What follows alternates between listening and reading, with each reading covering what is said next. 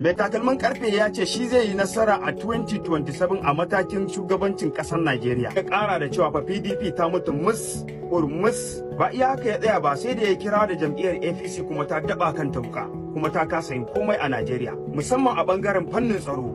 In takaicen ku bai sauka daga kan jawabinsa ba, sai da ya face-face da jam'iyyar APC domin ya ce 'yan ƙasa suna cikin wani hali ga rashin tsaro, amma kuma jam'iyyar APC ta yi halin ko in kula da su. Ba ma ta su take ba, to wani abu daban take magana.